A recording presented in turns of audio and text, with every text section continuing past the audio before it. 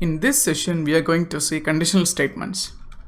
We have already seen a Boolean operator, which is like a true or false while we are discussing about the operators session. We have seen very frequently true or false, true or false, true or false. Now, how these Boolean results are getting used in scripting or any other programming languages. This is basically to decide, to make a decision whether we should go to that particular code block or not. If it is true, go to this code block. If it is false, execute this code block. That is what the primary purpose of conditional statements. Conditional statements will be using Boolean results to decide whether we should or we should not. Okay, now we have three types here: if conditional statement, then if else, and nested if. We'll see first what is if. To explore that, let's declare one variable. This variable, very familiar task for the beginners to check the number is even or not. So we are also going to do the same to understand this condition. To check that, first let's try to check what Boolean value it returns for our operation. To decide whether number is even or not, when we apply a modulus operator, it should return the remainder 0. If that is 0, then that's even. If it is not 0, then that's odd. So when we use 10 divided by 2, quotient will be 5 and remainder will be 0. In that case, this is even. If it is 11 divided by 2, quotient will be 5, remainder will be 1. So this one is odd. So we have two variables here, 10 and 17. Let's check modulus of 2. What is the result for these two? Okay, let's run. Let's exit from interpreter mode. Okay, let's run this. You can see first one is 0, second one is 1, but here what we have printed is remainder. So here remainder comes 0 and here remainder comes 1. The first one is even, second one is odd. Now we are going to print this in a statement based on this value. To check that, we use if condition. If a modulus 2 equal to 0. So what this will return? True. If required, we can test that as well. To run this returns true. So how our decision will work? If this statement returns true, and for conditional statements and looping statements, we need to put colon to distinguish from the normal statements. If colon means I am going to specify a code block for this condition just below it. So automatically the editor moves you to next line by leaving first 4 spaces. You can see first 4 spaces, but if you don't have this colon, it will take you to the beginning of next line. Okay, so if you are using any IDE, that will be taking care of this indentation. If not, you need to be a little bit careful. Okay, now we need to know one more statement in Python. That's nothing but pass statement.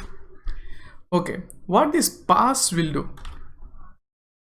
Pass will not do anything, but it won't give you any syntax error as well. So let's assume if a equal to modulus operator 2 equal to 0, I don't have anything in mind to do now, but later I'll be handling this code block. In that case, you can use pass. But here I'm going to print a is even. Okay, now we need to on the way, while we are going through our scripts and examples, I'll keep on telling you one by one the string formats and how to and where to use the string formats and all. So I'll be telling you guys, so keep a note about that. Okay, now I am just printing A is even. A here is 10. 10 is even. That's correct. But we have something called string formatting. Instead of providing like this or plus like this will give you an error. Let's see what it gives you. Integer and string you cannot concatenate. So when we were discussing about number data type, I told you in some places we may need to convert the number into string. So this is what the place. Now this will give you the same result. Okay, the space you should give here. Okay, now we have got the same result, but there are other ways, other better ways to do this. I removed everything. In Python, we have this curly brace as a placeholder you can use, and with the method from the string called format, you can specify what needs to be replaced in this placeholder. What needs to be replaced? A. Correct? Now let's see. Same output is given. In Python 3 latest version, we have one more string formatting called f string. Yeah, what is f string? You can specify f just before the string. Instead of doing this dot format and a, you can specify the variable directly inside this curly braces. So Python will be taking care to replace this a for you. Okay, now you have seen the different ways of printing or appending the variables with string. So based on the version you use and based on the necessity, you can decide any one of this. But if you are not sure about whether in future they may go back to the older version for the same script, not everything can be written like this, but this kind of stuff can be replaced. So if you use format, so this will work in both versions, so you are in the safer side. But if you're for sure you are going to be on the latest version above 3.6, then you can use f string. So it's up to us, depends on the situation. Okay, this we saw direct format, you can use a, and let's say you have two curly braces here. Okay, is not checked yet. Here what I want to print b here. This case you can specify like this. The same order you need to follow. A will be go to first place, b will be going to second place. A is 10 is even, 17 is not checked yet. But you can specify names as well. You can specify a here, b here. But while formatting, you need to give key value pair. A equal to a, b equal to b. Here you can change the order, that doesn't matter. A equal to a. So if you use format like this with key value pair, you don't need to worry about the order you place the curly braces inside the string. So this output will be exactly same. So henceforth we'll be using or we'll be printing the string like this. So you make sure you practice this so you won't get confused. Okay, now we have seen if condition. And what is if else? Now I have only checked if, I have printed if it is even. If it is odd, it won't print anything. I'll change 11, it won't print anything. Okay, now in that scenario we use if else statement. If you want to handle the other situation as well, then you need to follow if else. If, okay, this is a code block you execute. Then I have another keyword else. In else also you need to put colon, then you print what are the number of statements or number of code blocks to be executed for this condition. If it is false, what needs to be printed or executed? In that case, what I'm going to print is odd. Here I can say dot format a equal to a. That's it. Let's print 11 is odd. If you change this to 10, 10 is even. Why it has printed 2 times? This one and this one also. Okay, now what is nested if? Nested if is like if within if statement. If I have one condition and if this condition met, I have another condition to check. So here you can specify your statements. This is what nested if. I leave nested if for your practice. So you just try, first practice these two and try if else nested if. Then you come back to us to the comment section if you have any doubts or clarifications on this. So I will give you the sample there. So take this as a very tiny task for this session. So next we will go for looping statement. Okay, now we have checked the conditions and there are certain cases like I need to keep on doing the set of statements repeatedly until I meet a termination point or a condition to terminate. This is a scenario for looping statement. Looping, we have while loop, for loop and nested looping as well. The same meaning, loop inside loop, that is called nested loop. And if you are familiar with nested if, then definitely you can understand or use it easily, the nested looping as well. Okay, while loop, see I have I equal to 0. I is my variable. I have initiated with number 0. Now we will see while statement. While is like the condition which we specify when until the point when this condition is true, the code block which has been mentioned for while condition will be keep on executing. There are one major or critical thing to consider while using while looping statement. It may go like endless loop. If you don't handle this situation properly, if it is always true means your machine will go mad, it will be hung. So we'll see how to break that in looping control statements. Now I'll show you the example as well. Okay, here I have condition. What is my condition? I less than 5. So now I is equal to 0 in this line, while I less than equal to less than 5. I am going to print I simply. Okay, now you can see this will go to endless. So let me run and cancel immediately. So you can see run Python file in terminal. You can see it's keep on going 0 0 0 0. I break here, Control C. If something goes like you press Control C, the running will be aborted. Okay, how to handle that? I have mentioned 0. You keep on print I, stop when I less than 5. But I didn't say, I didn't do any change in I. So continuously it will be printing. To avoid that, I am incrementing like this.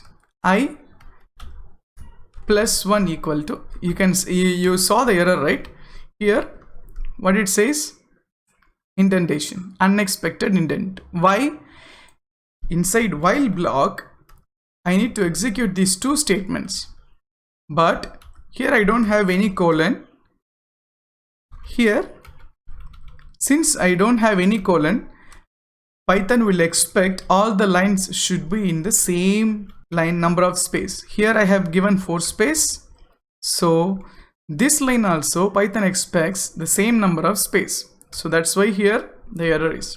If you hit 1 backslash, the error will be gone. Okay, now what I am doing, I am printing I.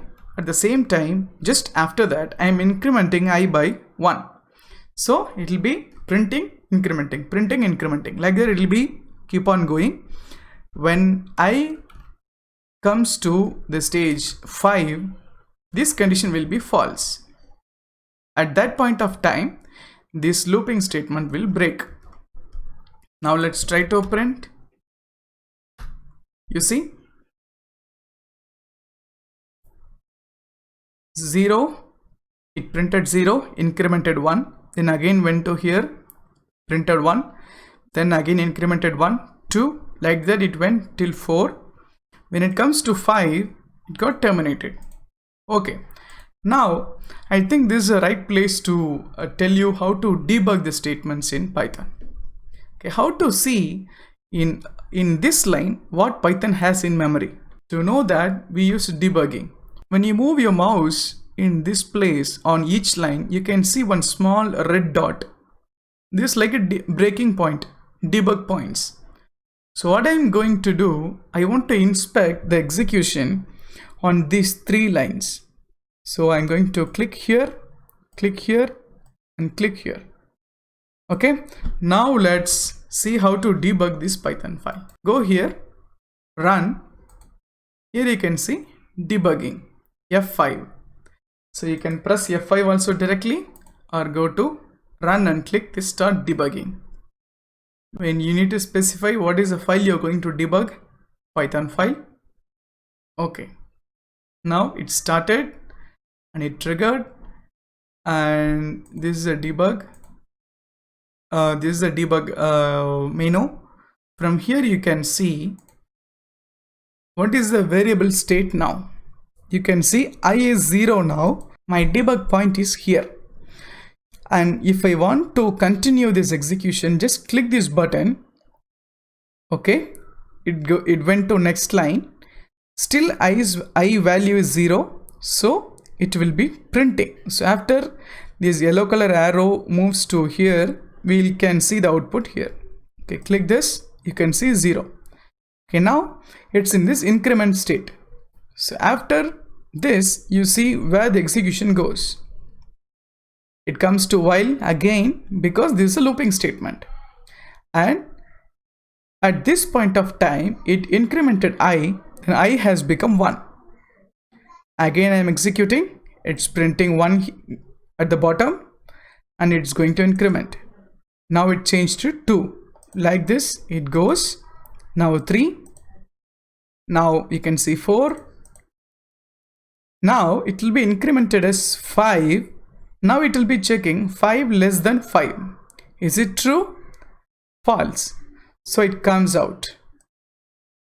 So it stopped and exited. You have seen how to debug a Python script here, and as well as how the looping statements will be keep on executing. It will be keep on rotating between these 2 lines until this condition becomes false. Okay, this is what while looping. Now for looping. Now for looping, we can execute for in an iterable. Iterable means like our list or anything we can loop over. I am going to declare one list, list. I am going to specify square bracket 1, 2, 3, 4. Now I need to access these elements one by one. There are 2 ways to do this. One is list starts the index by 0, and we already know how to access the list values by index. For example, a of 0 means we can access 1. So we'll see how to access this list using while. So as we have declared here, I'm going to copy this. Okay, I is equal to 0. It's okay. I less than or 5, less than 5. So this number I cannot fix because I don't know the length of this list. To do that, I have shown you already how to see the length of list, and the last element's index will be the total length minus 1.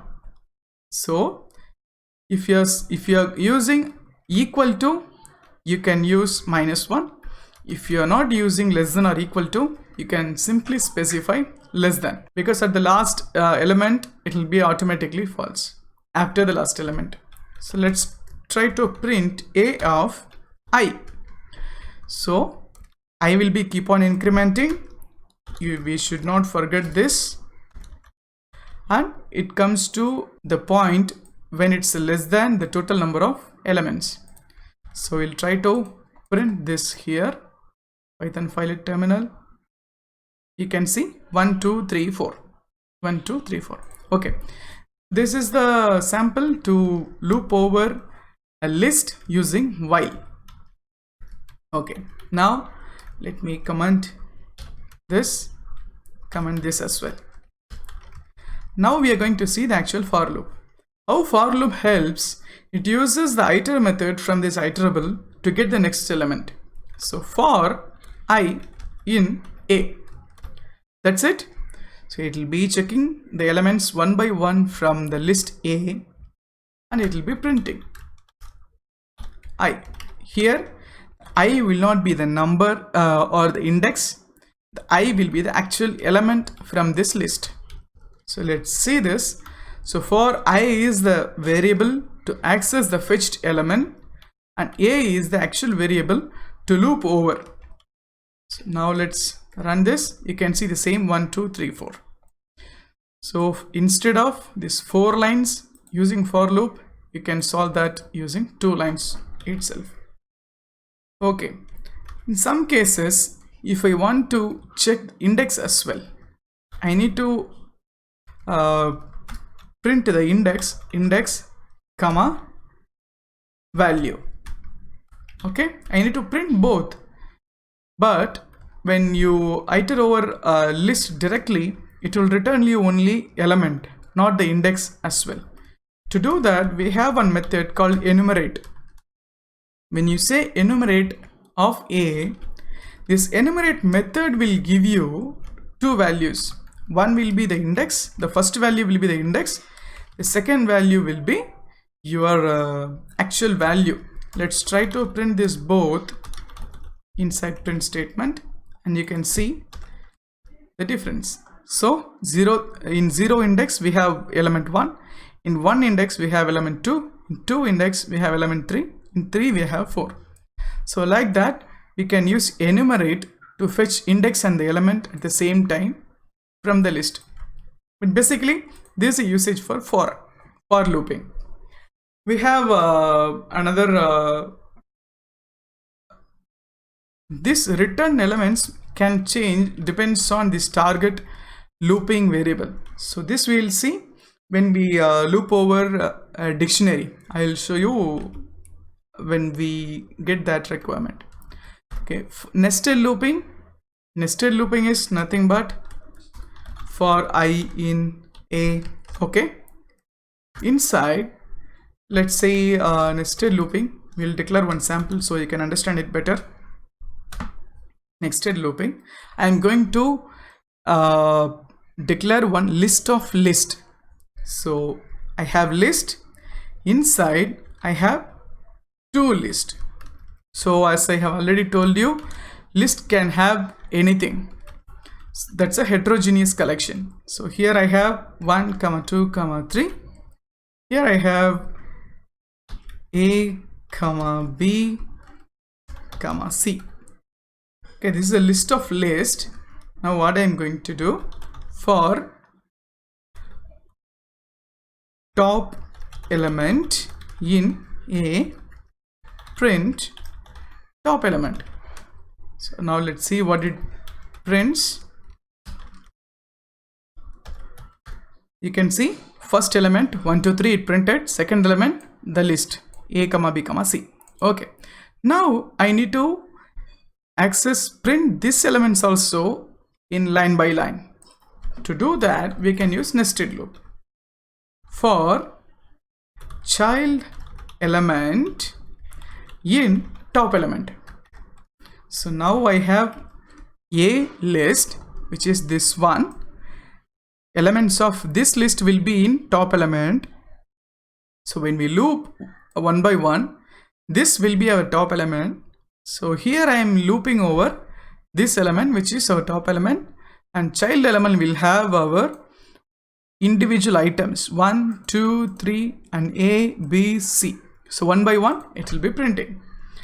And here, since I have for loop here, I need to do one more indentation here. So slowly when we keep on increasing the functionalities in Python, you can understand this indentation easily. So this colon, this is the indentation level. This is the indentation level. And this for loop, this is the indentation level. Okay. Now let's say once you have completed printing this first element, you need to print one statement saying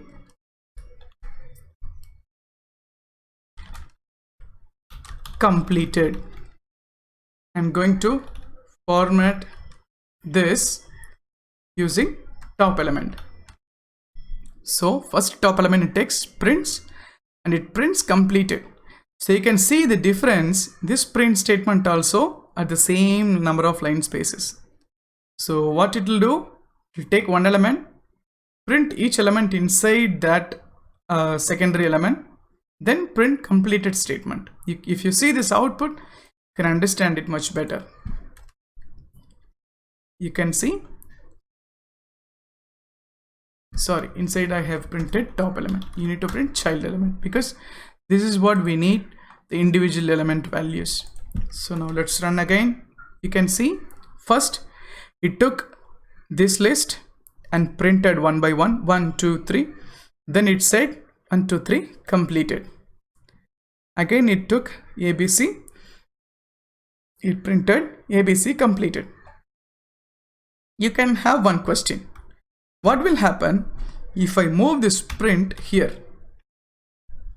So if you have guessed after each 1 and 2 and 3, this line will be printed, then you are right.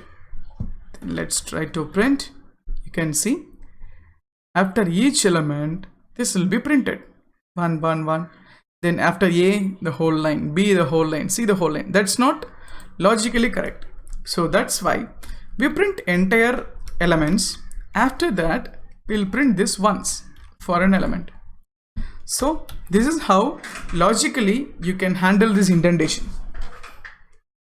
Now you have seen nested looping as well, and loop control statements are like break and continue. There is two keywords, break and continue. This I'll show you using while loop, because while we may need this keywords more often than other loopings. Other loopings also may require this. It depends on the situation. Okay, here I have I equal to 0.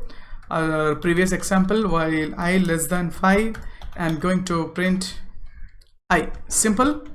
Now if I equal to 2, I don't need to print I need to just skip that iteration. Iteration is like this one routine. Just one single routine is called iteration in Python. Okay, what I'm going to check, if I equal to 2, just continue. Continue means skip the remaining execution and go for next looping routine. So let's try to print this. Sorry, as usual, we should not forget incrementing, otherwise it will go like this, endless loop. Okay, you should understand here why it waits here for a long time, because it comes to this it comes to the point where I will become 2, but here we said continue, so I value will not be changed, still it will be 2 only, so it repeatedly comes to this place and gets stuck, so it won't proceed. So to solve that, before saying continue equal to 1, increment, then continue, so the next element will go. You can see 0, 1, 2 got skipped, 3 and 4. Okay, what will happen if I say break instead of continue? Break is the literal meaning. It will simply break the entire loop. So it came out at the stage of I will become true. So these are the loop control statements. Using these two statements, you can control the loop, like whether you should continue or it should break. So continue meaning like just skipping the current iteration, but the remaining iteration will be proceeding further. This is what the difference you need to keep in mind. So that's it about looping. We'll see, we'll combine all these data types and our printing statements and looping statements, conditional statements and everything. And we'll do a couple of tasks so you can understand how to club all this and come up with one simple script. So that's it for this session. We'll see in next session.